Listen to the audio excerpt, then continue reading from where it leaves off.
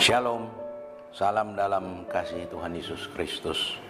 Saudara-saudara, today sermon judulnya untuk hari ini adalah jangan ragu menjadi pengikut Kristus.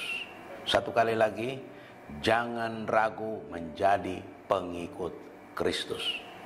Saudara-saudara, kalau saudara melihat berita-berita atau mungkin melihat di media sosial postingan-postingan yang banyak, baik politik, termasuk tentang agama dan lain sebagainya, termasuk tentang kepercayaan, keimanan kita orang Kristen, banyak berita-berita itu yang sering diungkapkan atau diucapkan oleh orang-orang tertentu yang membuat seolah-olah atau yang membuat orang menjadi ragu-ragu dan dapat membuat orang Kristen, apalagi yang belum mengenal benar dengan baik tentang siapa itu Kristus, dia menjadi ragu-ragu, menjadi bimbang dengan kata-kata yang kelihatannya begitu meyakinkan, membuat seolah-olah dan dapat membuat kita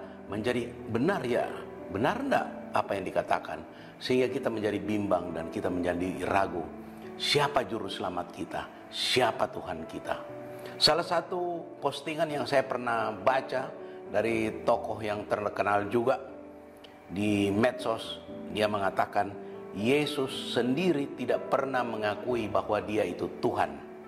Saya ulangi, salah satu yang saya pernah baca, lihat, nonton di media sosial, di YouTube, mengatakan bahwa Yesus sendiri tidak pernah mengakui dia Tuhan.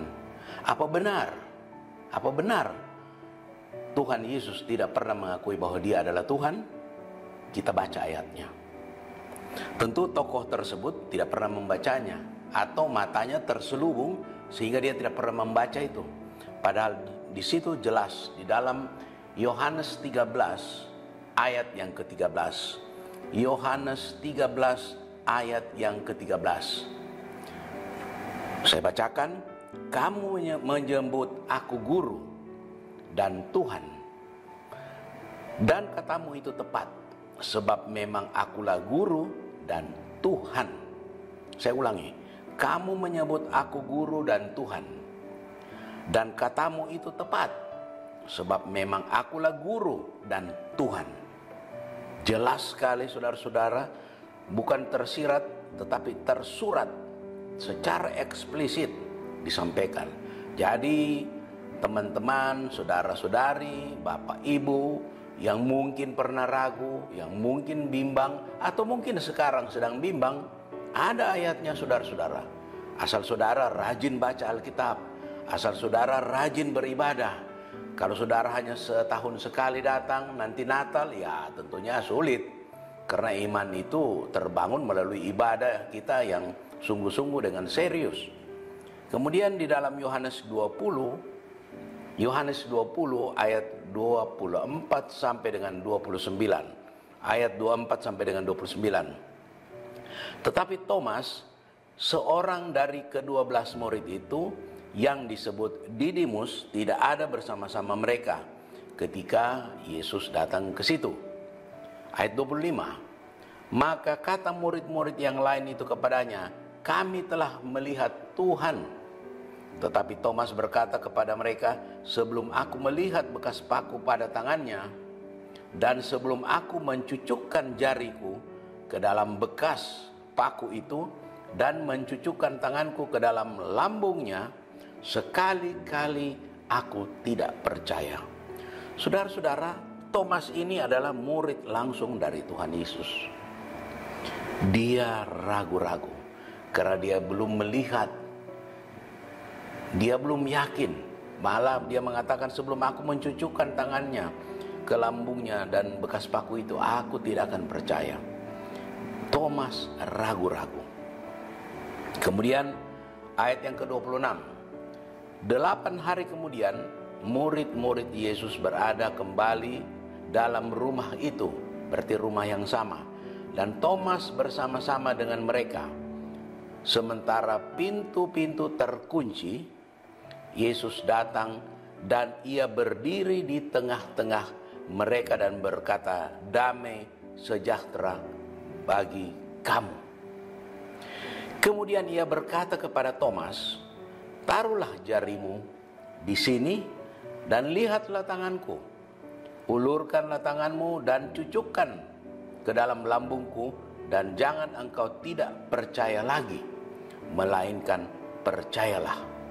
Saudara-saudara, kalau kita sedang kumpul-kumpul keluarga atau satu kelompok komunitas tertentu, kemudian tiba-tiba ada orang yang muncul di tengah-tengah kita, kita akan kaget dan terheran-heran. Saat itu terjadi ketika Tuhan Yesus muncul di tengah-tengah mereka. Kalau bukan Tuhan kan tidak mungkin bisa tiba-tiba muncul.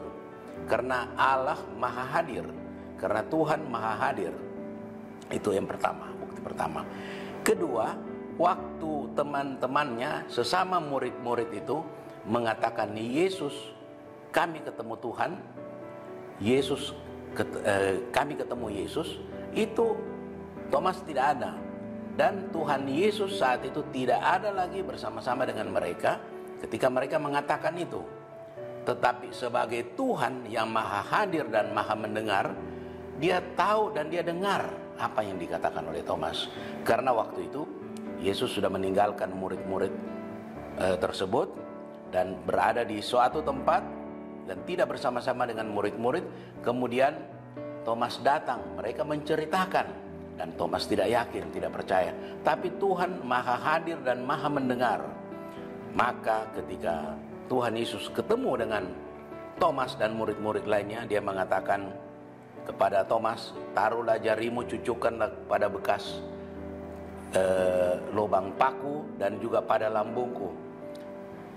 Dan dikatakan oleh Tuhan bahwa jangan engkau tidak percaya lagi, melainkan percayalah. Itu sudah menunjukkan bahwa dia Tuhan. Tiba-tiba muncul pintu tertutup, kemudian dia tahu apa yang dia dengar dan dia tahu apa yang dikatakan oleh Thomas. Kalau bukan Tuhan bagaimana? Tentunya Tuhan kan tahu apa yang kita pikirkan saja. Tuhan tahu. Baru dalam pikiran Tuhan sudah tahu. Jadi saudara-saudara, pentingnya kita mengendalikan pikiran kita, berpikir yang jahat, merencanakan sesuatu yang jahat, berpikir yang tidak berkenan kepada Tuhan. Tuhan sudah tahu apa yang ada dalam hati kita. Nah saudara-saudara, kemudian ayat yang ke-28, Thomas menjawab dia, ya Tuhan dan Allahku. Kata Yesus kepadanya, ayat yang ke-29, karena engkau telah melihat aku, maka engkau percaya. Berbahagialah mereka yang tidak melihat namun percaya. Ayat ke-29 ini ditujukan kepada kita, kepada saudara dan kepada saya. Kita termasuk orang-orang yang berbahagia. Kita termasuk orang-orang yang berbahagia. Saudara-saudara, di dalam Yohanes 10 ayat yang ke-30, Yohanes 10 ayat yang ke-30, ini ada lagi satu ayat yang membuat kita harus semakin yakin. Iman kita tidak goyah, tidak bimbang, tidak ragu. Apalagi kalau sampai meninggalkan Kristus, mengganti dengan juru selamat lain. Karena banyak ayat-ayat pendukungnya. Yang penting saudara rajin baca Alkitab, rajin beribadah. Dalam Yohanes 10 ayat 30 dikatakan, aku dan Bapa adalah satu. Aku dan Bapa adalah satu.